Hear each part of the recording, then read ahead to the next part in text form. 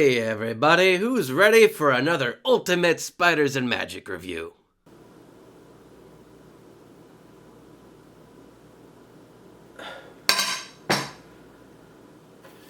Boy, I've reviewed a lot of crossovers, haven't I? Everything from superhero crossovers, superhero isekai crossovers, and who could forget the Five Nights at Freddy's alternate universe crossover? Ah, nostalgia. However, all of those were original stories. What if we instead took an old story and simply gave it a little twist? Well, for episode 2, Max decided to rewrite Rainbow Rocks and ask the important question, what if Spider-Man were in it? While this may sound like a simple concept, especially compared to everything else I talked about, Episode 2 illustrates that this type of crossover can be one of the easiest to mess up. It ain't a bad fic. In fact, I think it does some really interesting things with the characters and sets up some really awesome future storylines. But it also makes one crucial error that sours the pot for me. Let's jump right in.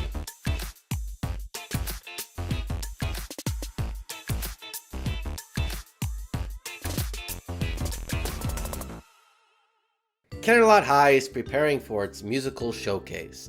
Trixie recruits Peter to be part of her band, but quickly finds out that this is a bad idea. You gotta believe I got tricks up my sleeve. What's the next line?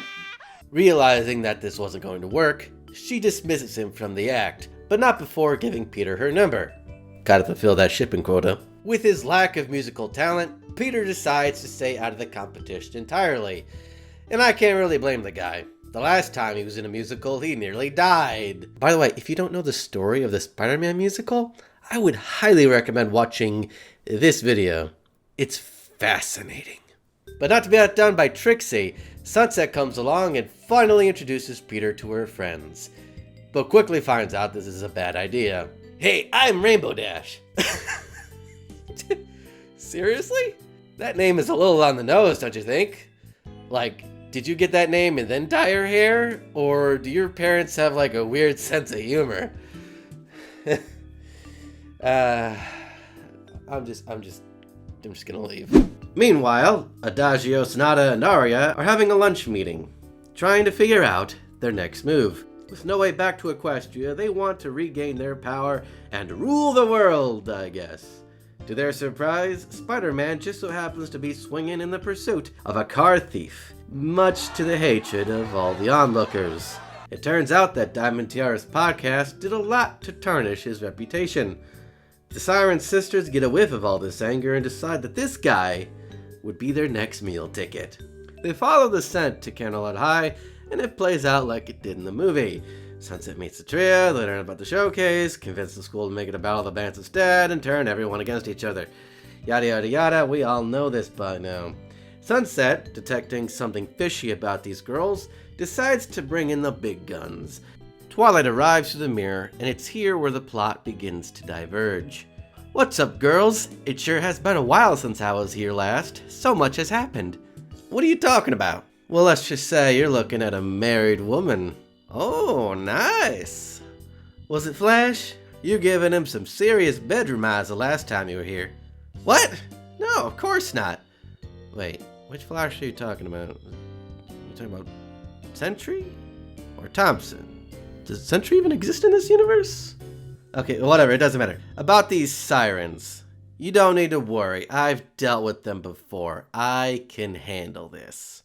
So, if you surrender now, we can set you up with a cure. How does that sound? Okay, first of all, we are perfect just the way we are, honey. Second, even if we were looking for a cure, we wouldn't take one from you. Yeah, when it comes to matters of health, we only listen to certified medical professionals, not random sluts who can't tell the difference between a blouse and their grandma's shower curtain. Come on, girls, let's go. Damn, I guess we have to stick to the script. Looks like we'll have to defeat them using the righteous power of rock and roll. It's here where we catch up with Peter, who's been rather moody so far. His awkward confrontation with the main six made things weird between him and Sunset, and Trixie was so caught up in the competition that she blew him off entirely. The only good thing to happen so far was learning that Flash Thompson had started a SpiderMan fan club, so he's got that going for him, which is nice. While wallowing in his angst, Peter comes across a group of bullies ganging up on poor old Derpy. Without hesitation, he comes to her defense. Whoa, guys, are you seriously picking on a girl with a physical disability? What is this, a G.I. Joe PSA? The bullies don't appreciate their problematic behavior being called out and decide to turn their aggression onto him. But as you would expect, he gracefully avoids all of their attacks, which scare them off. Hey, you okay? Yeah, my name is Ditzy, but everyone calls me Derpy because they think I look dumb. Well, I don't think you look dumb. In fact, you look kind of cute. Oh, what, really? On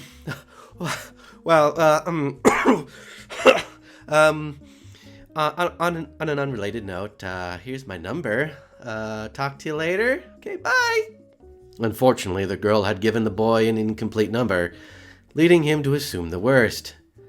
I guess she was just messing with me. Typical Parker luck.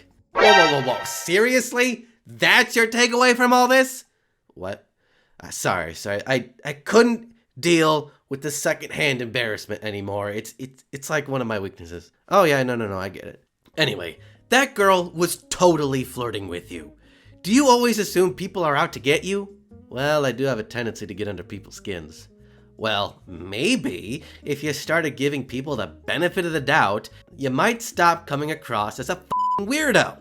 If you're always on the defensive and see everyone as a possible enemy, then how are you supposed to build and maintain healthy relationships? That's a good point. Thanks for the advice, I guess. You're welcome. I'm glad I could help further your character development. In fact, this conversation has made me reflect on my own problems and relationships. Oh, cool. Now, if you'll excuse me, I have to go back to subjugating the entire human race. I don't understand women. Later, at the big finale. Hello, ladies. It looks like you're in a rocky situation. Spider-Man.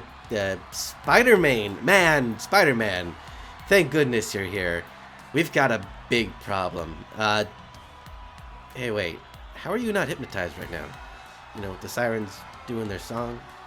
I don't know, spider sense, I guess? How does spider sense block hypnosis? I don't know. How are you not hypnotized? Friendship magic. And how does that work? Touche. Anyway, even with your powers, those sirens are untouchable. I have a spell, but we need a few minutes to set up. Can you keep them busy in the meantime? Gladly. Hello, ladies. I didn't realize that sushi was on the menu tonight.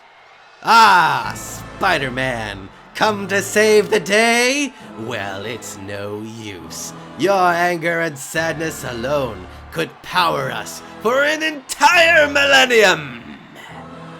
That may be true, but thanks to my talk with Arya, I know at least one of your weaknesses. What are you talking about? Oh, what was it again? Was it secondhand embarrassment?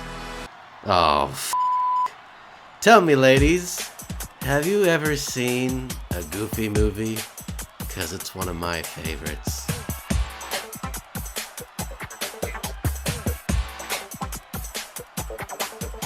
Open up your eyes, take a look at me. Get the picture fixed in your memory. I'm driven by the rhythm like the beat of a heart, and I won't stop until I start to stand out. To stand out.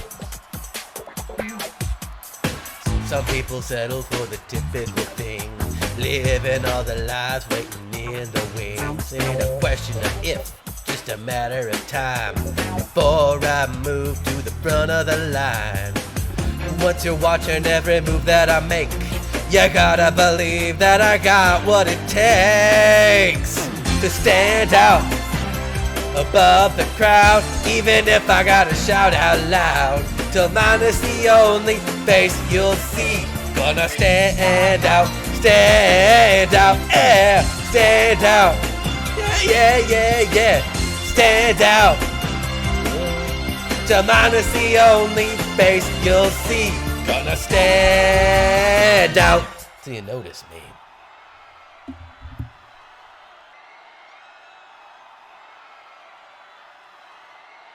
Made you look. I'm a firing my laser! So with that, the sirens were defeated, and there was much celebration in the land. Twilight tells the girls to take it easy on Spider-Man, because, you know, he's actually a pretty good dude, along with being her baby daddy. Oh look, there's Mayday making her first big cameo. Whoa, whoa, whoa, whoa, whoa. Hold on, Sugar Cube. Are you telling me that you're the Twilight from the original Spiders and Magic? Isn't it obvious? Well, doesn't that seem a little problematic? What are you talking about? Well, given our conversation, it's heavily implied that this is your second visit to our world, correct? However, it's never stated in the original series when that happened. Given that the first time you've ever been to an Earth was in the Rise of Spider-Man, your first trip here must have occurred after the fact. And just to clarify, that Earth you visited was completely different to ours. You even met another Sunset Shimmer who was working for Norman Osborn, which is something our Sunset definitely didn't do.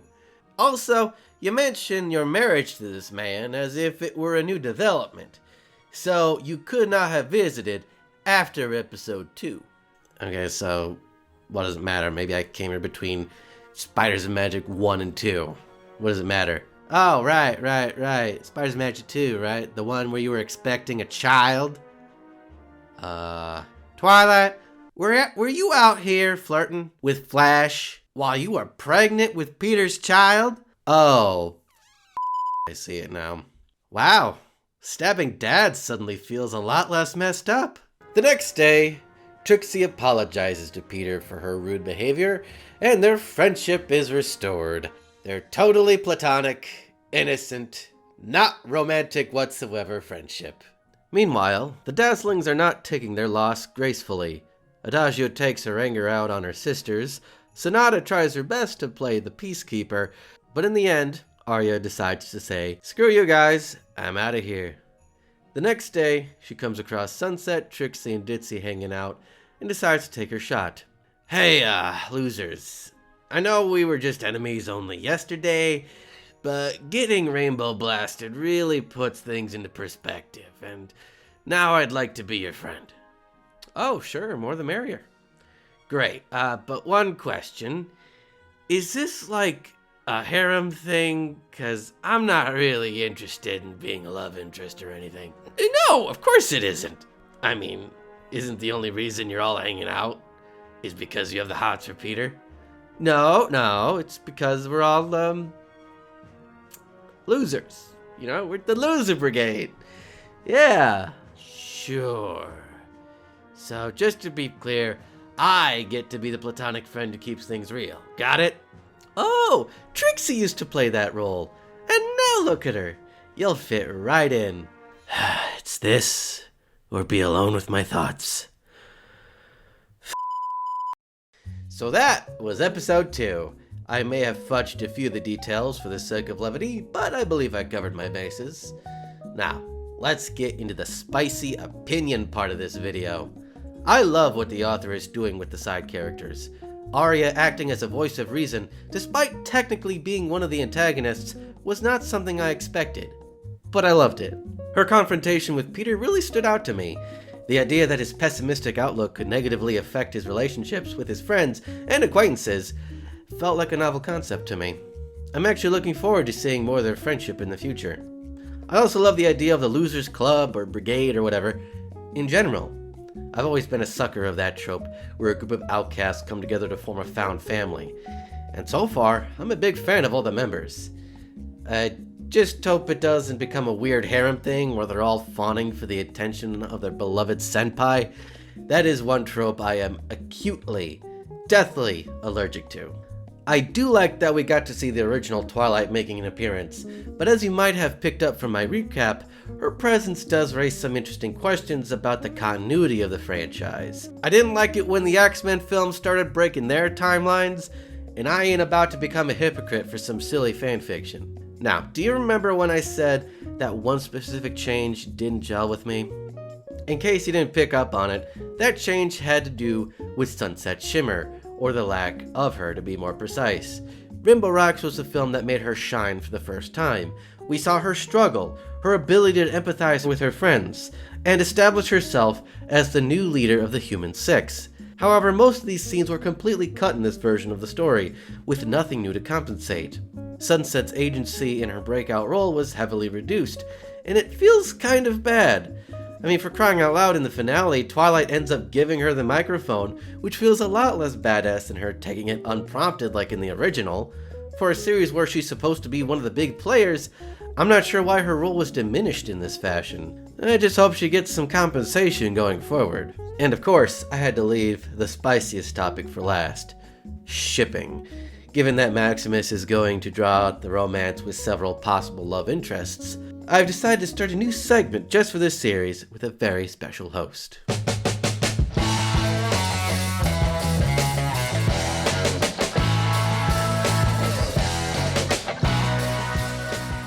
Hello, you filthy animals, and welcome to Shipping Wars. I'm your host, Changeling number 33. Hey, nice to see you again, bro. Where have you been? Why do you sound different? Rehab. And rehab. Oh. Anyway, we've got an exciting season ahead of us. So let's take a look at the major players as they compete to be the end game ship. First off, you got Sunset Shimmer, who started off this season as our clear frontrunner. Personality-wise, she shares a lot of traits that can be found in canon love interests like Gwen Stacy and Mary Jane Watson, making her an easy pick for die-hard SpiderMan fans to get behind. In the first episode, Sunset was also the first to welcome Peter to his new school, giving her a strong first impression. And to put the cherry on top, these two also have a lot in common, like how they both have a history of major property damage. In episode 2, she made the next step by introducing him to her friends, and while that didn't go smoothly, it still made a statement. That being said, Sunset was a real no-show for the rest of the story. If she wants to remain a front-runner in this competition, she can't afford to rest on her laurels.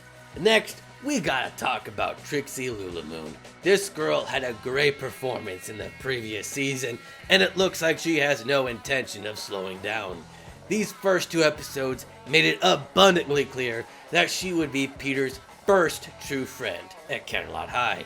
While it took some coercing, she eventually got the boy to start warming up to her by the end of episode 1. In episode 2, she made her intentions even more clear when she gave him her phone number. And to top things off, her apology in the epilogue, was truly a battle cry if I've ever seen one. Wow, Trixie seems like a strong player. So, what's holding her back? That's a good question, 32. While her friendship with Peter in the previous season was great, it was only a platonic one. Whether or not she can get out of the friend zone has yet to be seen. And unlike Sunset, Trixie has very little in common with the more beloved canon love interests, so she might have trouble winning over old fans. If she wants to increase her chances, she needs to show Peter and the audience that she's more than a brash wannabe magician. After all, the best relationships happen when both parties have shared values. At least, that's what all the dating books tell me. Perhaps we will see a softer side of her as this season progresses. Anyone else we need to talk about? Of course! How could I not mention Ditzy, aka Derpy Hooves? This girl is without a doubt the most adored background character in the show's history. Her surprise showing in today's episode was spectacular. However, this attraction seems to be only one-sided at this point. And while I doubt she can overtake our leading competitors, I would not be surprised if she ends up being the dark horse in this competition. Thank you, 33. In conclusion, episode 2 illustrates the difficulty of creating crossovers of this nature. It's one thing to take two properties, smash them together, and see what happens, but it's a whole nother beast to take an established story and simply add an extra character or two. If you add or change too much to the original, then you risk losing what made it work in the first place. If you don't add or change enough, then the whole thing feels redundant. And this, I feel, is what episode 2 struggles with. I liked how it explores Peter's antisocial tendencies and his budding relationship with Arya, but I didn't like how it benches Sunset's character, and while I do appreciate that we got to see the OG Twilight, she kind of stole Sunset's agency and messed with the continuity a bit too much for my liking. Long story short, it's a mixed bag. So that's episode 2 done. I usually like to end on a joke or a gag, but I wanted to take this opportunity to say thank you for watching. This channel is 9 years old, which means it's almost old enough to play Kirby Star Allies without adult supervision. That is wild to me. I appreciate you all for sticking around this long, and I hope to see you here in the future. If you like this video, feel free to give it a like. And subscribe, maybe. If you thought it was cringe, well, that sounds like a you problem, buddy. I don't know what to tell you. Anyway, I'll see you guys next time.